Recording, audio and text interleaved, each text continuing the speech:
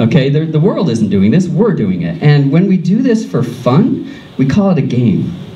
And for those of you who are involved in education and hear about this trend towards gamifying things, oh, let's make that into a game. Interestingly, game is a word that in philosophy was used for many years as an example of something you just really couldn't come up with a good definition with. And then recently, some guy wrote a book and came up with what I think is actually the right definition for game, and it's just this. It's a situation, a game is a situation where you put a voluntary obstacle in between yourself and some goal. It doesn't necessarily involve scoring or keeping track of something. It's just, there's something I'm gonna do, and I'm gonna make it hard on myself because I want to. And the reason I mention this is because if you have people trying to make something into a game, and those obstacles are not obstacles that the students chose, it's not a game. It's a chore. It's a test. It's no different, apart from being flashier, it is no different than all the other here. Fill out this worksheet. Oh, play this game. They're the same. If the kid didn't choose the obstacles, it's not a game. Anyway, so games are a situation where we put obstacles in our own way. And sometimes we do this out of tradition, right? When we do this out of habit, just because we're used to doing it, we call that a tradition as opposed to a game where we just do something because it's what we know how to do. And sometimes we call it politics, right? This is what we're doing. It's what we know how to do. We'll just keep doing it. So wherever these obstacles come from, it's a really fundamental error, and one that people make all the time, to think that they have an obstacle of one kind and it's really a different kind. And for our purposes today, the most salient example of that is when you mistake tradition for necessity. And there's a joke that I love that captures this. So this guy walks into his kitchen just in time to see his wife cut the end off a roast and throw it away. And he's like, honey, why'd you do that? And she says, I don't know, that's what my mom always did. That's how you cook a roast. And they say, well, let's call her up and find out. So Mom, they say, Mom, why'd you always cut the end off the roast? She's like, I don't know, that's what my mom always did. That's how you cook a roast. And so they call up Grandma and say, Grandma, why'd you cut the end off the roast? And she's like, well, I used to cut the end off the roast because my roaster was too small. Okay? So you have generations, you have a whole family tree thinking this is how you cook a roast. You cut the end off, you throw it away, you put it in the oven, right? But that's not, you know, what they're trying to do. And we see sort of an example of this right now in discussions of things like stabilization grants. So there was a recent presentation on WMUR where some children were brought forth, and the message that they were trying to give you was essentially is if we had more money, we wouldn't have to pretend that things had changed. Okay, that is the fundamental idea behind a stabilization grant. We can pretend that things haven't changed, that we don't have different problems, that our roaster is the same size it's always been. Anyways, I'll be referring to that joke a lot. So there's an author, William Gibson, and one of the things he likes to say is, the future's here already. It's just not very evenly distributed, right? So some guys, their concern today is winning a jetpack race, okay? Other people, their concern is being able to get clean water, okay? And there's no technical or conceptual obstacle to getting those people clean water.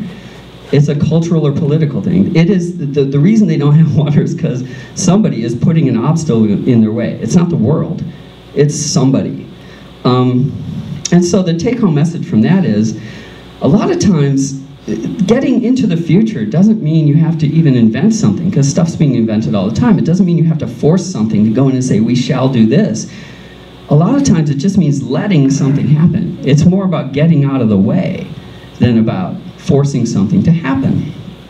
So if we look back over that history of communication, and we compare it to what happens in a typical classroom, what's surprising to me is how hard we have worked to make schools into future-free zones. Okay, you look at all the things that we can do outside of a school, using networks, communicating with people, talking asynchronously, right? You can do all this stuff, and then as soon as you go to school, you can't do any of those things because you have to sit in a room like this and some guy talks to you, and basically we're going back, you know, we still have some technology, but in terms of how we're using it, we're really back in the Stone Age. We had a friend, when we lived in Nashville, we had some kids who lived across the street that we'd hang out with, and they were homeschooled, and one day, one of the kids said to us, we were talking about Age 7. Right, He was 6, I think. 6 or 7.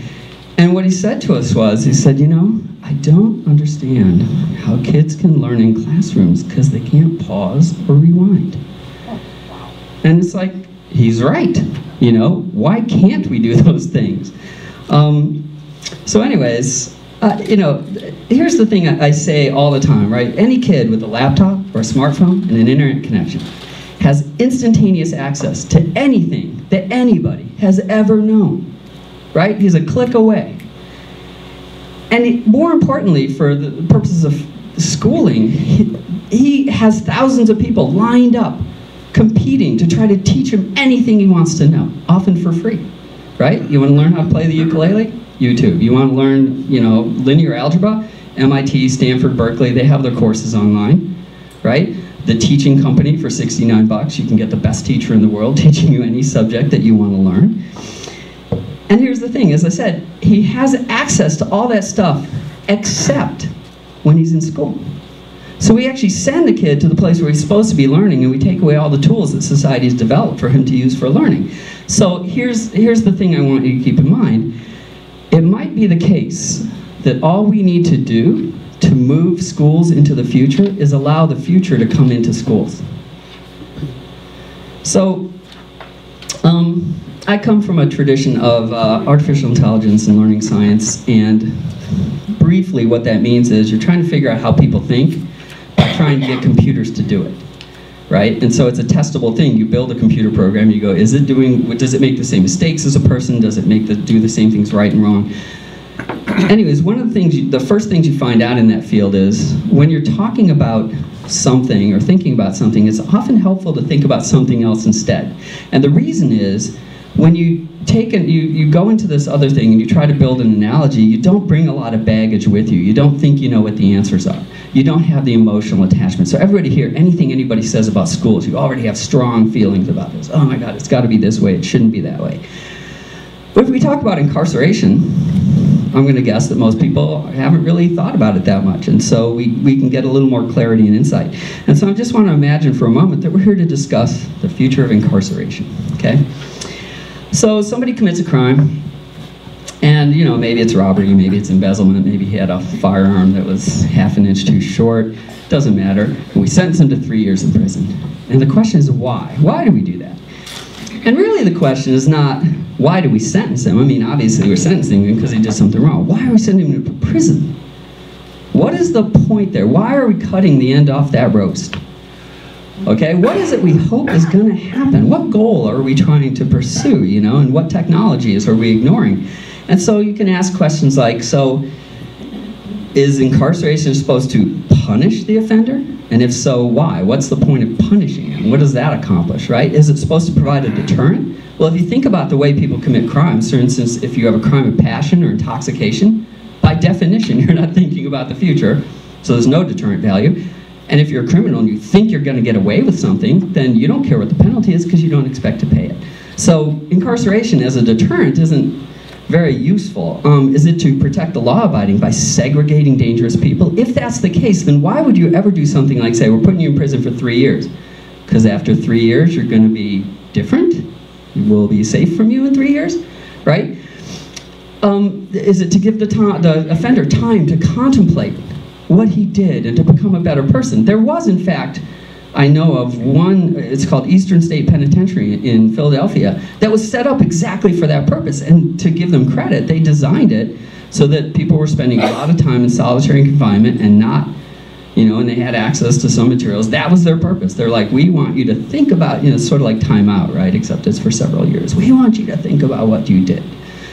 But most of the time, if you're trying to get people to contemplate what they did wrong, a prison is possibly the worst place that you could send them to do that. Are we hoping to rehabilitate them? Again, a prison, possibly the worst place you could send somebody to have them change themselves into a better person. Is it to provide restitution? Well, if I lock somebody up in a cage for 3 years, he can't possibly be doing anything to restore the property that he damaged or stole, or to make any kind of atonement or reparation. And then once he gets out, then we make sure that he can never get a decent job again, and he still can't, you know, he can't make anything whole. Is it to pay a debt to society? I love this term because The guy commits a crime, the guy he hurt doesn't get anything, we pay for his room and board for 3 years, and somehow he's paying a debt. So anyways, my point is, we might have any of these goals in any situation, but the main obstacle that we have right now is an attitude which is one size fits all. Here's the answer, we incarcerate people and that will solve all these goals, when in fact it isn't a very good fit for any of these goals, okay?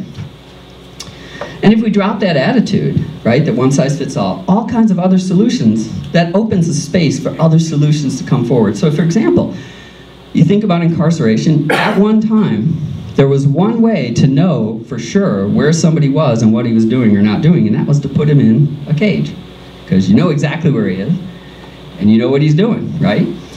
That's not the case anymore. We have better ways to know, better, cheaper ways to know where people are and what they're doing, okay? And so, if that is the problem we're trying to solve, then this is a particularly expensive and destructive way to do it, to put people, to house them in a cage where they're, you know, subject to all kinds of horrible pressures that nobody should be subjected to. So, it's just not a good solution. And my goal here is not to provide a detailed analysis of incarceration. My goal is to find some insights that we can now carry back to us, with us, to a discussion of schools, okay? But if we did that full analysis, I think we would come to two conclusions, I believe. The first one is, there's probably still a place for incarceration in some small, well-defined number of cases when our main goal is some kind of physical control, okay? But because of monetary and opportunity costs, it should be a last resort. It's very expensive, both to maintain the facilities and in terms of what other people, you can't be out doing other things with the time you're spending. And in most cases, there will be some other method that is better aligned with whatever goal we're pursuing, whether that's restitution or deterrence or whatever we think we're doing. So that's the first conclusion I think we would come to if we went and talked about this for another hour, which we thankfully won't. But the second one is, if you are not clear on what problem you're actually trying to solve, then the only way you can actually solve it is by luck. Right? Because the things you're doing have nothing to do, the solutions you're pursuing have nothing to do with the problem you're trying to solve, and you're not even aware of that. So you might stumble into, you might occasionally, somebody might actually rehabilitate himself. Once in a while, you know, somebody will change as a result of being in prison. But it's just luck, right? It's not because we're doing something right. So, back to schooling. So, it turns out there are really only two institutions in society where you're not, as a rule, allowed to leave without special permission. One of them is prison, the other one's school. Which is kind of interesting, and viewed in this way, actually school is a form of incarceration. It's intermittent incarceration, sort of like intermittent fasting, right? You're incarcerated for the day and then you get to leave after that.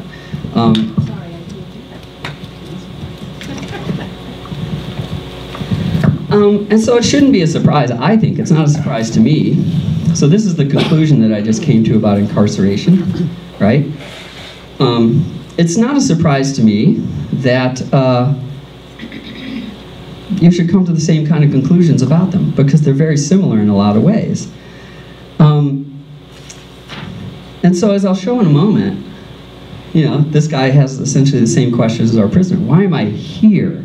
Not why am I here? I'm here because I'm supposed to be educated so I can participate in society, but why am I here in this building at this table wasting my time, right? So just as with incarceration, where schools are concerned, we don't really have a clear idea of what our goals are. We don't literally know what we're trying to do. And so what this means is, well, the students often have a clear idea. And if you talk to the students, they, like the prisoners, their idea is, I want to get out of here. Right? They have a very clear goal. I want to get out of here as quickly as I can. And maybe good behavior will get me out. Maybe, you know, what can I do to get out of here? But that's their main goal. And so what it means is, even when schools are successful, when you have kids who come out of a school and they go on to some great career, or they're doing well on tests or whatever, it's really a matter of luck. And it has to be a matter of luck, because we don't even know what target we're aiming at. So if we hit it, you know, that's great, but we shouldn't expect to. And